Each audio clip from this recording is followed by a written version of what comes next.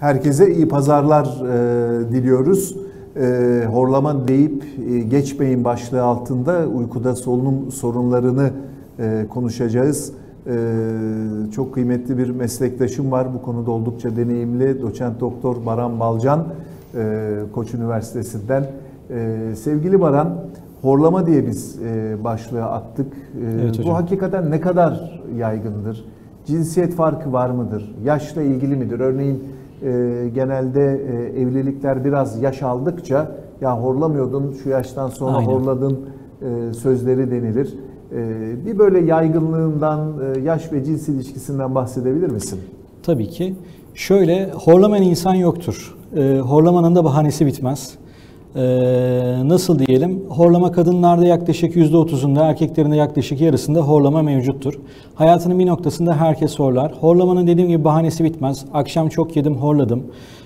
Gündüz çok yoruldum, horladım. Alkol aldım, horladım. Hayat beni yoruyor, horladım. Ama bir horlama varsa ortada bir patoloji vardır Çağlar Hocam. Ve dolayısıyla müdahale edilmesi gerekmektedir diye düşünmekteyim.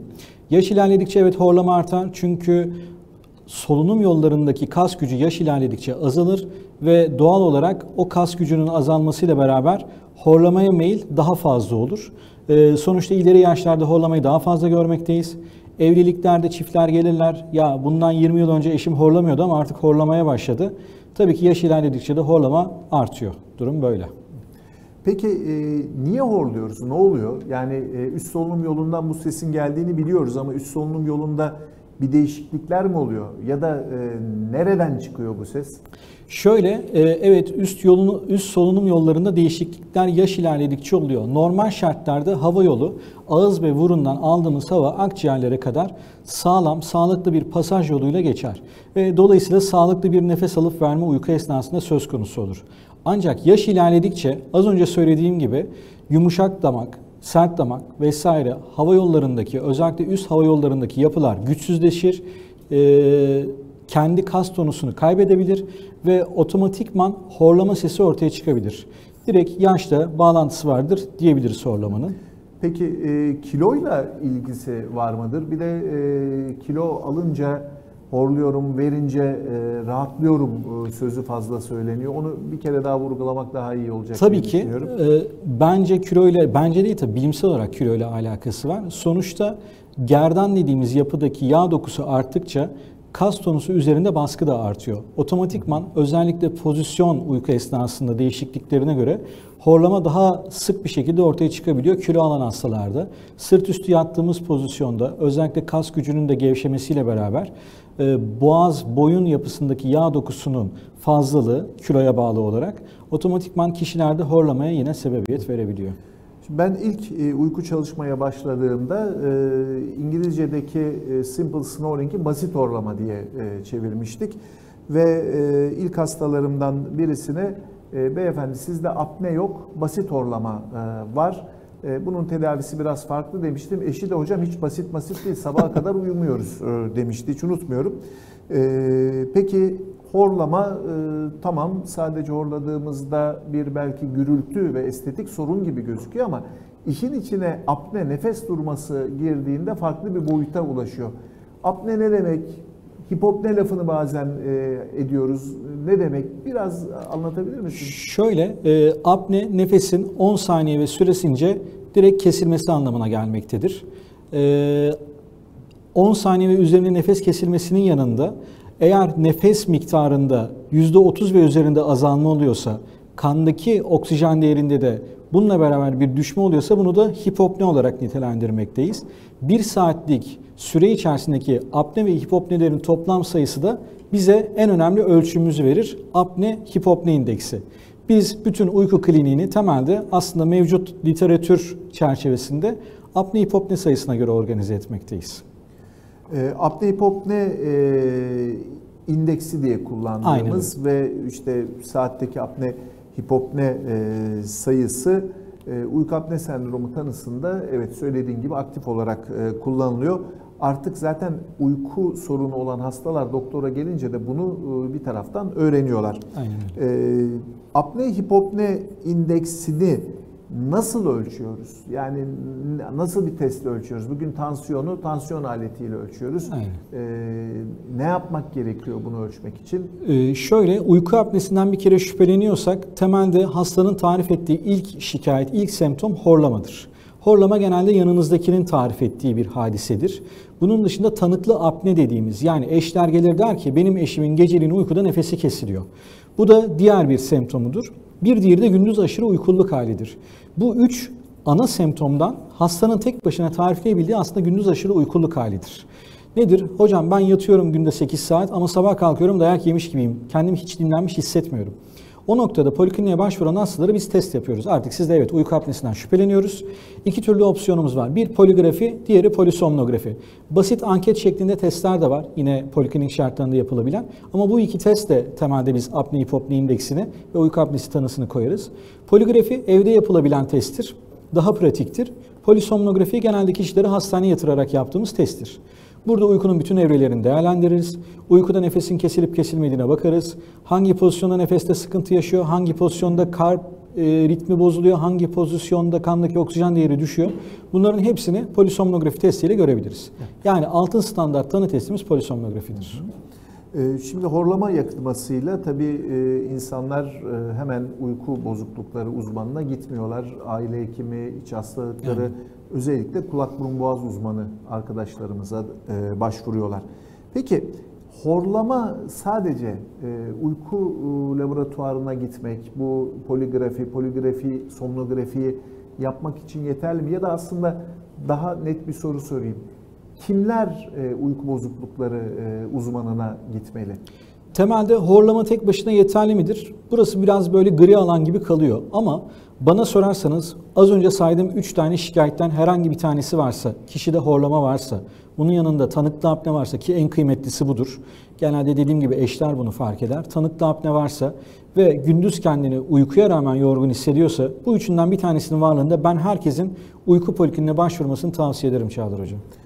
Şimdi horluyorum, uyku apnem de var ve uyku laboratuvarına geldim.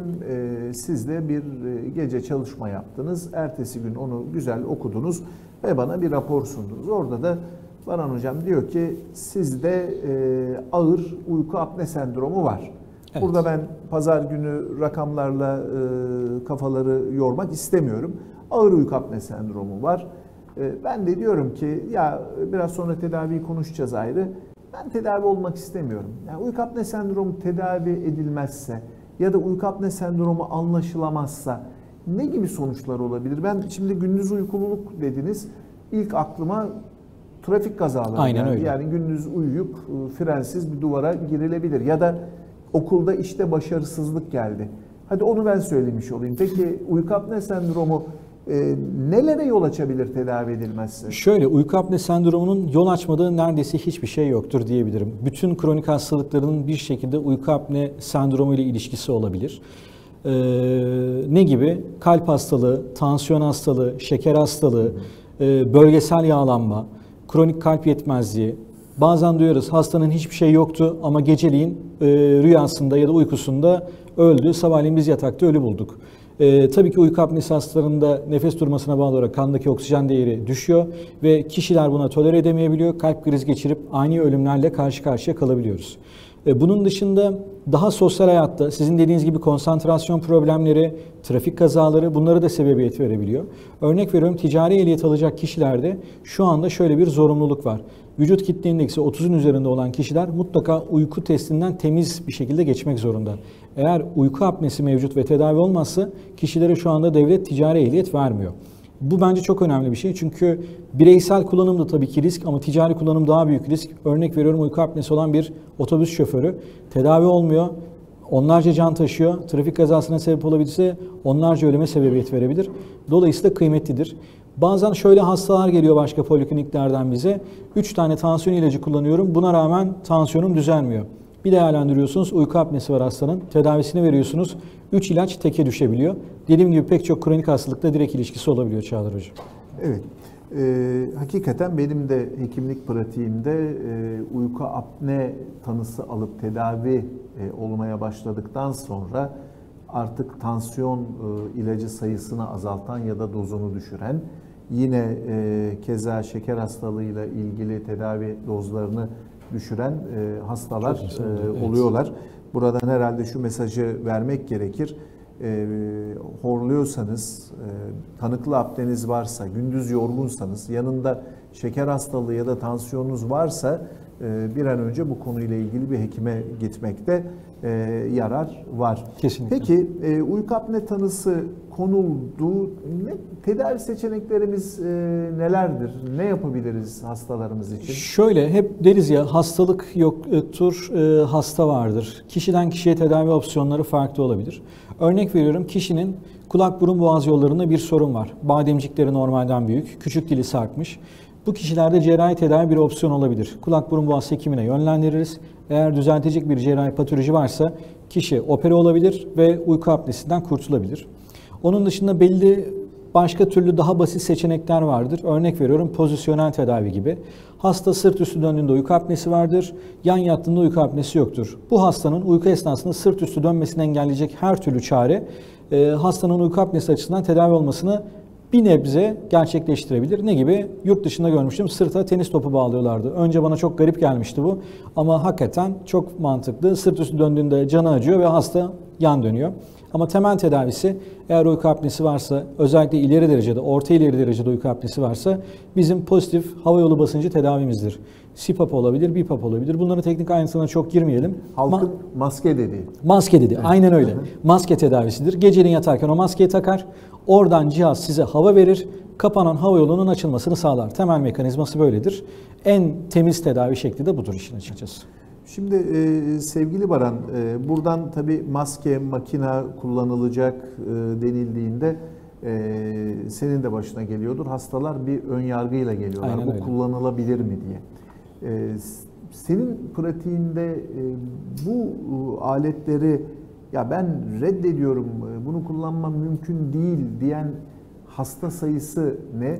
Bir de şeyi de söylemeni istiyorum. İlk tanıdıktan sonra, kullandıktan sonra ilk izlenimlerden örnekler verebilir misin? Hastaların böyle değişik Var tabii ki. izlenimleri oluyor. Şöyle, bir kere cihazla uyuma fikri hastalara çok ters geliyor ve çok zor geliyor. Ben yatarken suratımda kocaman bir maskeyle nasıl yatacağım?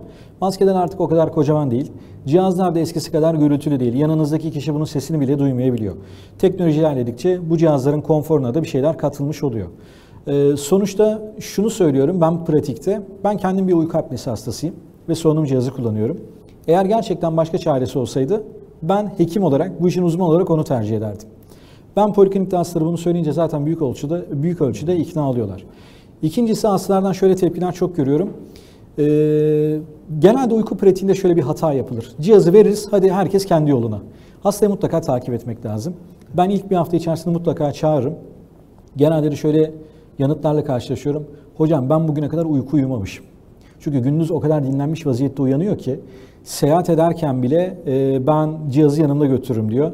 Hatta biraz amiyane olacak. Bir tane hastam şöyle demişti. Hocam eşimden vazgeçerim ama artık bu cihazdan vazgeçmem demişti. Gerçekten cihazla yattıktan sonra hayat öyle bir değişiyor ki cihazı bırakmak istemiyor kişiler. Bizim de İstanbul Üniversitesi'nde çalıştığım dönemde hastanın biri sabah hastaneye ait makinayı, ya ben bunu alayım hocam neyse parası, bu bana çok iyi geldi. Uzun süredir uyumamıştım. İlk defa böyle deliksiz bir uyku çektim demişti. Elbette zorlukları da var. Sonuçta bir maske, bir hava üflüyor bu cihazları kullanırken, ama doktor arkadaşlarımız bunu size önerdiyse, sorunlar yaşıyorsanız inanın bu sorunları da yine hekiminizle beraber çözmeniz mümkün. Ben sevgili izleyicilere şeyi söylemek isterim. Hoca bir taraftan toplantıda, bir taraftan da cep telefonuna bakıyor demeyin. Sorular buradan geliyor. Sizin sorularınız olduğunda buradaki panelden ben onları görebiliyorum. Sevgili Baran, şimdi izin verirsen bazı sorular var. Onları yanıtlamanı rica edeceğim. Hakikaten ilk baktığınız zaman Türk uyku tıbbı artık 30'lu yıllarına girdi ve ülkemizin her yerinde göğüs hastalıkları kliniklerinin hemen hemen tümünde uyku laboratuvarları var ve göğüs hastalıkları bu konuda çok önde giden bir rol üstleniyor. Yine nöroloji ve kulak burun boğaz uzmanı arkadaşlarımız da bu konuda çok aktif çalışıyorlar. Şimdi soru şöyle, uyku apne sendromu tanısı almış bir hasta, kilosu da var, kiloyu veremiyorum diyor ve doktoru da CPAP, bu maskeyi kullanırsan kilo vermen de kolaylaşır demiş kendisine. Hakikaten böyle bir durum var mı? Uyku apne sendromunun tedavisi kilo vermeyi de kolaylaştırır mı? Şöyle, bu biraz tavuk yumurta meselesi gibi. Acaba birisi mi diğerine sebebiyet veriyor yoksa öteki diğerini mi ortaya çıkartıyor? Şöyle, kilolu hastalarda uyku apnesinin varlığı bir gerçek. Yani kilo aldığımız zaman konuşmamızın başında belirttiğimiz gibi gerdan bölgesinde biriken yağ dokusuyla, karın bölgesinden solunum yoluna olan baskıyla evet uyku apnesinin ortaya çıkma olasılığı daha yüksek. Ama şöyle de bir olay var. Siz kilolusunuz, uyku apnesiyle ilgili bir tedavi alıyorsunuz ve uyku apnesi tedavisinde biraz teknik bilgiye gireceğim burada, tıbbi bilgiye gireceğim. Oksijenizasyon daha doğru bir hal alıyor vücutta. Oksijenizasyonun doğru bir hal alması, serbest oksijen radikalleri dediğimiz, vücutta inflamasyona sebebiyet veren ve sonuçta uzun mekanizmaların ardından küreye sebebiyet veren sistemi ortadan kaldırabiliyor. Özellikle bölgesel yağlanmada, ki benim de bununla ilgili klinik çalışmam vardı. Uluslararası bir dergide yayın olmuştu.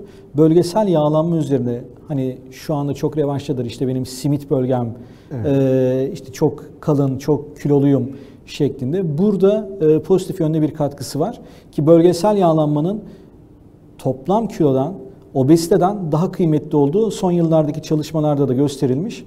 Dolayısıyla uyku apnesi tedavisi de obeziteye pozitif yönde bir katkı sağlamaktadır. Evet, hakikaten o çalışmanı da okudum. Yine ülkemizden insülin direncini CPAP'ın düşürdüğüne dair şeyler var, çalışmalar var. Bir başka soru, bana uyku çalışması yapıldı. Çok da horlamıyordum. Çalışmada da horlamadığım ortaya çıktı ama yine de testte uyku apne sendromu olduğum söylendi. Horlamadan da uyku apne mümkün mü diye bir soru var. Tabii ki mümkün. Şöyle, uyku apnesinin farklı çeşitleri vardır.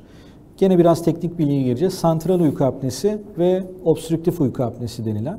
%90 oranında kişilerde obstrüktif uyku apnesi vardır. Eğer obstrüktif uyku apnesi varsa horlama ortaya çıkabilir ama %100 illaki olacak diye bir kaydı yok. Horlama olmadan da kişide apne gelişebilir. Ama santral kökenli bir uyku apnesi ise burada beyinden sinyalde bir sorun yaşıyor hasta ve nefes alıp verme beyinden gelen sinyal eksikliğinden dolayı bozuk oluyor. O noktada hastada tabii ki horlama olmayabilir, nefesi direkt kesilebilir. Bu da bir gerçektir. Bunun da tedavisi mümkün mü? Onu ben soruyorum. Tabii ki mümkün. Bunun tedavisi de yine az önce pozitif basınçta hava yolu dediğimiz cihazlarda daha teknik ayrıntısı olan başka alt tipler var. Onlardan bir tanesini, yani BiPAP ST dediğimiz bir cihaz mesela. Bunu kullanarak kişilerde bu sorunu ortadan kaldırabiliyorsunuz, çözebiliyorsunuz. Biz ikimiz de erişkin hekimiyiz ama evet. Herhalde yanıtlayabiliriz. Çocuklarda uyku apnesi olur mu, uyku apne sendromu? Olur. Biliyorum sen multidisipliner bir laboratuvarda uzun süre çalıştın. Evet. Çocukçu arkadaşlarımızla omuz omuza bu yönde de deneyimin olduğunu düşünüyorum. Tabii yan odada ne oluyor diye merak ediyorduk, evet. Bakıyorduk. Şöyle, çocuklarda olabilir.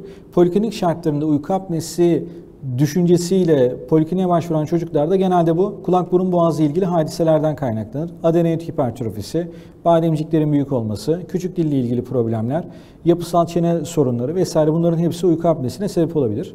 Ama bunun dışında çocuklarda nörolojik bazı hadiseler söz konusuysa yine santral kökenli uyku apnesi yine çocuklarda da olabilir. Tabii ki erişkinler kadar değil ama çocuklarda da uyku apnesinin varlığını göz ardı etmemek lazım kesinlikle. Evet. Şimdi bir diş hekimi arkadaşımızdan soru var. Uyku apne sendromunda diş hekimlerinin de uyguladığı bazı tedavi yöntemleri var. Onlardan söz etmediniz diyor. Hakikaten haklı. Haklı, evet. Ülkemizde de ne yazık ki çok da kullanmıyoruz. Bence aynen yeri öyle. Çok daha fazla. Kanada'daki Uyku Derneği'nin uzunca süre başkanlığını bir diş hekimi arkadaşımız yapmıştı. Neler yapılabilir? Diş hekimleri işin neresinde bize çok katkı sağlıyorlar? Şöyle, çok ileri uyku apnesi varsa kişide bunun çaresi CPAP cihazı. Burada ya da işte pozitif hava yolu basıcı cihazı. Burada benim tabii bu kişisel kendi bugüne kadarki klinik deneyimimden sonrasında çıkarttığım çıkarımlar diyelim. Ama bazen hafif orta uyku apnesi olan kişilerde, maske uyumu olmayan, halk arasında maske uyumu diyoruz, cihazı kullanamayan kişilerde ağız içi aparat dediğimiz diş hekimleri tarafından, ama bu konuda gerçekten uzmanlaşmış diş hekimleri tarafından özellikle alt çeneyi biraz yarım santim, 1 santim kadar öne çekerek hava yolundaki açıklığı sağlayabilecek bazı teknikler var. Kişinin ağız yapısına uygun aparatlar yapıyorlar ve bu kişilerde eğer cihaz kullanamıyorsa ya da sadece bu tedavi yöntemini tercih etmek istiyorsa ağız içi aparatla diş hekimlerinin yardımıyla uyku apnesinden kurtulabiliyorlar. Evet. Dile pil uygulaması diye bir soru var. Ona izin verirsen ben yanıt vereyim.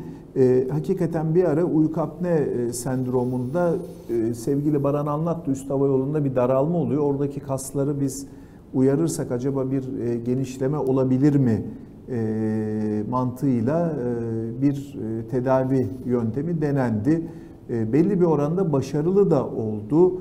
Bazı yan etkileri de oldu ama bir uygulamanın çok da kolay olmaması, uzun dönem kullanımda bazı sıkıntılar yaratması nedeniyle o kadar yaygın kullanılmadı.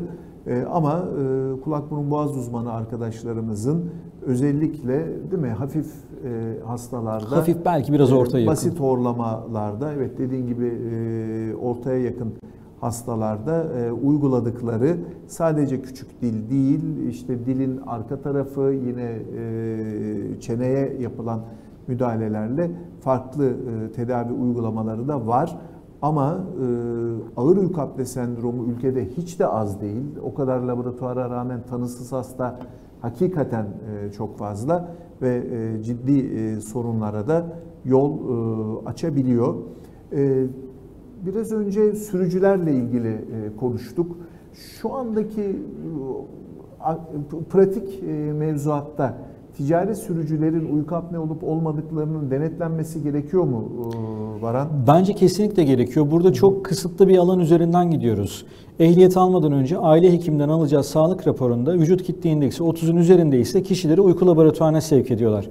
Ama gene kendimden örnek vereyim. Benim vücut kitle indeksim hiç 30 olmadı ama bende ileri derecede uyku apnesi var. Evet. Yani sadece bu hastalık kilosu olan kişilerde olacak diye bir kaydı yok. Dolayısıyla bana sorarsanız ticari, hatta ticari olmayan bütün ehliyet alacak kişilerin en azından basit bir poligrafiyle, keşke mümkün olsa, uyku tarama testinden geçmesinin ben uygun olduğunu düşünüyorum. Doğru.